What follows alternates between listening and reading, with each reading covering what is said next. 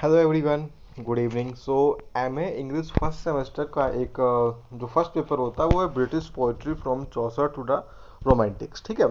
सो Joffrey चौसर के बारे में हम सब कुछ चीज़ों को डिस्कस करते हैं, जो जो मेन फैक्ट्स होंगे। उसी में एक बड़ा प्यारा सा टॉपिक आता है, चौसर ह्यूमनिज्म। ठीक है। चौसर ह्यूमनिज्म, तो जॉफरी चौसर के जो कैरेक्टर्स थे and how did Chaucer represent humanism through them, ये हमारा कॉन्सेप्ट होता है। ठीक है। आप सब जानते होंगे, जो आपको राइटिंग सेक्शन या फिर अगर आपके एमसीक्यूज फॉर्मेट में भी क्वेश्चंस बनते होंगे, सो आप अगर इसको पढ़ोगे, इस कंप्लीट लेक्चर को, इस कंप्लीट सीरीज को देखोगे, then this series will definitely help you in your examination. ठीक है। हम सब हिंदी में आसानी से डिस्कस करेंगे, और जो भी आपके डाउट होंगे आप हमसे कमेंट बॉक्स में आसानी से पूछ सकते हैं। चलिए, humanism is the gift of Renaissance. Humanism किसका गिफ्ट है दोस्तों? रेनेसा का गिफ्ट है। रेनेसा, पुनर्जागरण, जो कि इंग्लिश लिटरेचर में एक माइलस्टोन है, एक मार्केबल इवेंट हुआ जिसने इंग्लिश लिटरेचर को आज जिस तरीके से हम उसको देखते हैं वो बनाने में बहुत बड़ा योगदान रहा। किसका? रेनेसा का। सो जो ह्यूमनिज्म है वो किसका प्रोडक्ट है दोस्तों? रेनेसा का प्रोडक्ट है, वो उसका गिफ्ट है। It taught man to be sympathetically interested in human beings and in all that was human in the world। इसने लोगों को क्या सिखाया कि वो सिंपैथेटिक रूप से भी एक दूसरे में इंटरेस्टेड हो सकते हैं। ठीक है। इन द होता क्या था पहले, in the middle ages mean 700 1200 के आसपास का जो समय था, उसमें लोग क्या थे? बहुत ज़्यादा सुपरस्टिशियस थे, और गॉड फियरिंग से, दे फियर ऑफ गॉड, भगवान से बहुत ज़्यादा डरते थे कि अगर मैं कुछ ऐसा लिखता हूँ जो कि अप्रिय हो, then God will punish me. इस डर में लोग उस तरह लिखा करते थे। Writers did not like to describe human activities, और राइटर क्या करते थे? वो ह्यूमन एक्टिविटीज़ कम लिखा करते थे। वो भगवान की कहानियाँ, सुपरस्टिशस को लेकर किसी सेंट की कहानी या किसी एंशियंट स्टोरी को ही लिखना ज़्यादा पसंद करते थे। Most of the literature of that time is religious in nature, और उस टाइम के जो ज़्यादातर लिटरेचर कैसा हुआ दोस्तों? रिलीजियस था, धार्मिक रूप से था। If human characters are introduced, they are shown merely as puppets in the hands of gods and goddesses. होता क्या था दोस्तों, एक समझते हैं, बिल्कुल ध्यान समझिएगा मेरी बात को। अगर आप सुन रहे हो, then it will definitely help in your examination. You can write according to my same. होता क्या था कि जो रिलीजियस नेचर के पहले लिटरेचर हुआ करते थे, बट अगर उसमें ह्यूमन कैरेक्टर इंट्रोड्यूस भी करवाया जा रहा है, तो इंट्रोड्यूस जो कैरेक्टर है वो पावरफुल कैरेक्टर नहीं होगा। The human character will be weak, timid. ठीक है। उसे जो है गॉड अपने हाथों के इशारों पे नचाएंगे, पपेट्स के थ्रू। ठीक है। It is Chaucer's humanism that he discards that type of literature and takes interest in day-to-day activities of common human beings। क्या होता है दोस्तों? कब तक? Until Geoffrey Chaucer arrived in English literature। Geoffrey Chaucer जब English literature में आते हैं, कदम रखते हैं, तो उन्होंने एक चीज़ निकाला, वो उनका ह्यूमनिज्म था, जिन्होंने इस कॉन्सेप्ट को बदला और कॉमन मैन के डे टू डे एक्टिविटीज़ को उन्होंने इंटरेस्ट दिया, और उस चीज़ को उन्होंने अपने वर्क में दिखा। It can be seen in following veg, और इसको हम कैसे देख सकते हैं? जो अभी दिखा जा रहा है वहाँ पे देखते हैं हम सब। अब देखो, Geoffrey Chaucer means the Canterbury Tales. Canterbury Tales का जो प्रोलोग लिखा गया था उसके बारे में हम सब देखते हैं। ठीक है। तो उसके बारे में हम बातें करें अगर, सो प्रोलोग में क्या बताया जाता है वहाँ पे चीज़ों, हम सब वो देख रहे थे ना। प्रोलोग में कुछ कैरेक्टर्स दिए गए थे। ठीक है। देखो यहाँ से देखते हैं। Chaucer points out those qualities of his characters that prove them real person and not imaginative creature. ठीक है। जॉफरी चौसर के जो कैरेक्टर्स थे वो क्या लगते थे कि रियल है, ना कि इमेजिनरी है। तो उस चीज़ को बताते हुए चौसर ने क्या क्या जो अपने कैरेक्टर्स दिए हैं इसमें, in the prologue of the Canterbury Tales, उसके उसके अकॉर्डिंग, उसका सहारा लेते हुए हम सब इस चीज़ को पॉइंट को प्रूफ करने वाले। ठीक है। सबसे पहला उसमें कैरेक्टर था the knight. The knight is an ideal character created by Chaucer. He is a worthy and brave man.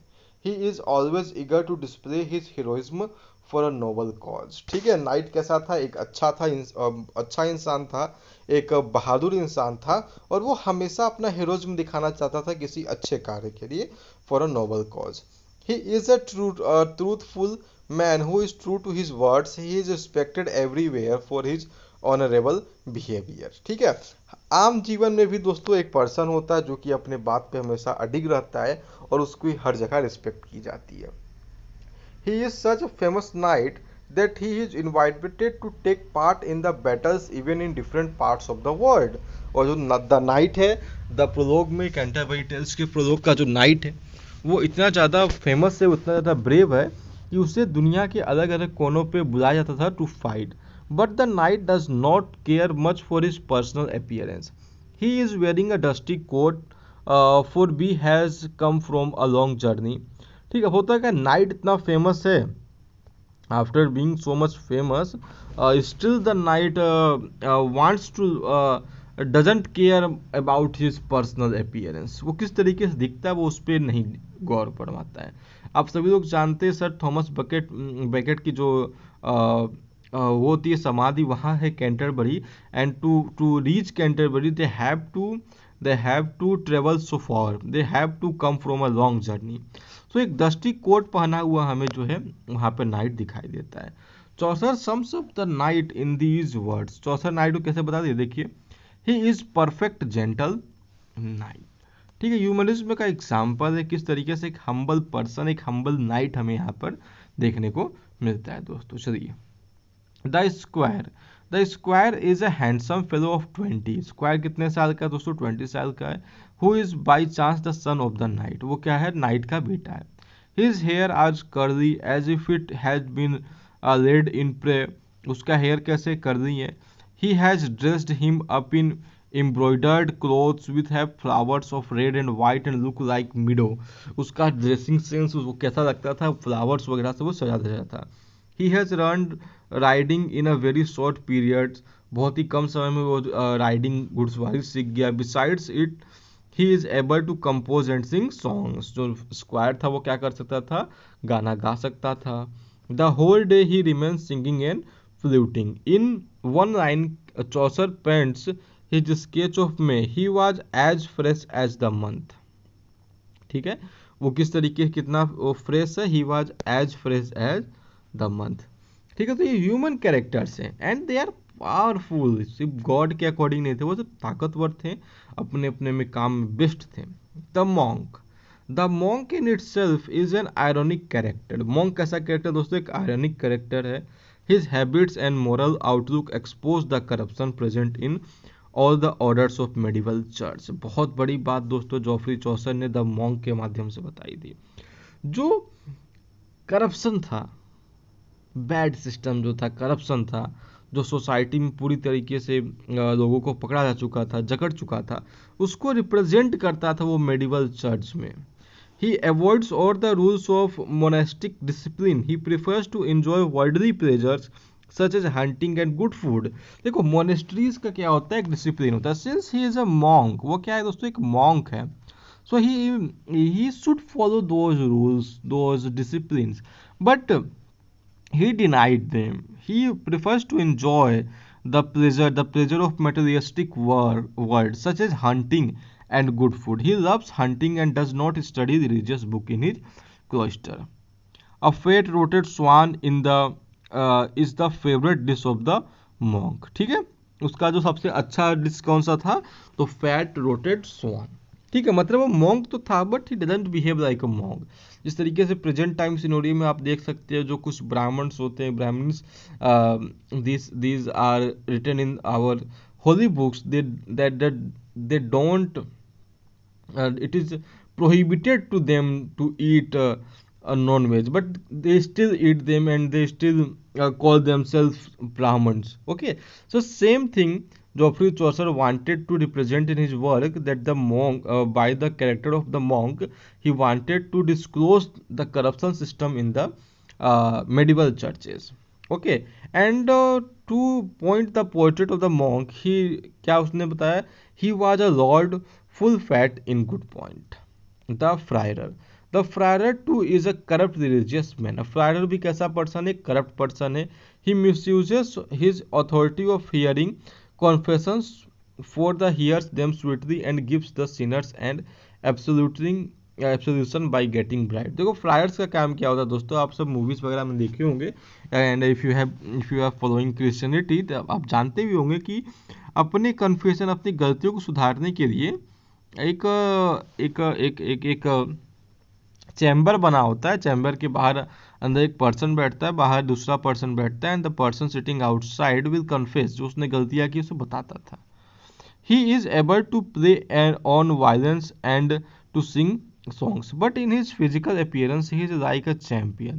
He is so perfect in the art of begging that he does not leave even a widow without taking penny for her. ठीक है, मतलब वो जो, मतलब उसका character कैसा था, वो पैसा लेना जानता था सबसे, और अगर एक विडो, एक बेसहारा औरत भी उसके पास आती है तब भी वो उससे पैसा ले ही देता है। ठीक है, उसको उन्होंने कैसे रिप्रेजेंट किया, there was no man nowhere so virtuous, कि कोई भी ऐसा व्यक्ति नहीं है जो इतना वर्चुअस होगा। उसके अगला कैरेक्टर दोस्तों the nun. The nun is a humorous and worldly character. She is guided by the feeling of to be seen. That was the reason she pays more attention to her table manners. ठीक है, वो क्या, उसको ऐसा लगता था कि उससे सब जज करेंगे, देखेंगे, तो टेबल मैनर्स पे ज़्यादा फोकस करती थी। She can speak French of Stratford at a Bow, ठीक है, but is unknown of the French of Paris. वो फ्रेंच बोल सकती थी बट पेरिस का नहीं, वो किसी और जगह का। Truly speaking she has no knowledge of French, और सही वास्तविकता में क्या दोस्तों, उसको फ्रेंच की कोई नॉलेज है नहीं। How humorous is it that she feeds her pet dogs with the bread and fine flour, milk and roasted meat. It is considered that a nun should remain busy in the service of old, sick and orphans. अब none का क्या होता है, none सुनते के साथ ही हमारे दिमाग में कैरेक्टर पैदा होता है सेवा करने का, सत्कार करने का। But the nun is very careful to her dress, but वो जो नन है वो किसके ज़्यादा केयरफुल है, अपने ड्रेस के लिए, ना कि बूढ़े लोगों के लिए, बीमार लोगों के लिए। She is fond of wearing ornaments with slogans. ठीक है, ये हो गया यहाँ पर नन के बारे में बातें। एन ऑक्सफोर्ड क्लर्क, उसमें क्या है, एक ऑक्सफोर्ड के क्लर्क को भी दिखाया गया था। एक परफेक्ट कैरेक्टर है, इसको चौसर ने डेवलप किया। In spite of being highly educated he fails to gets employment, वो बहुत ज़्यादा पढ़ा लिखा था बट फिर भी वो बेरोजगार है। ही सफर्स इन पॉवर्टी, वो क्या गरीबी में जी रहा है। But he has a treasure of 20 books which are bound in black और red covers and contain the philosophy of Aristotle.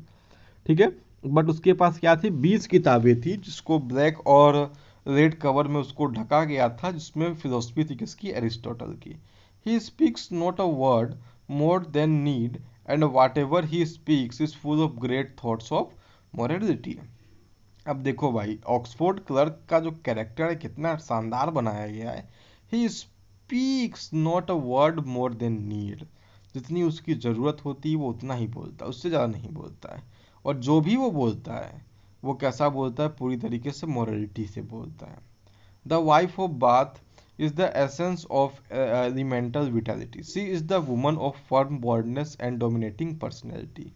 C comes before her vividly, her red face, bold expression, huge and bulky boards, and her heavy and fine kerchiefs all add to a startlingly vivid character. As fresh as blood, she doesn't tolerate any other woman of her parish to go for offering before her. मतलब एक ज्वलन, बहुत ही jealous महिला थी वो, बहुत घमंडी थी।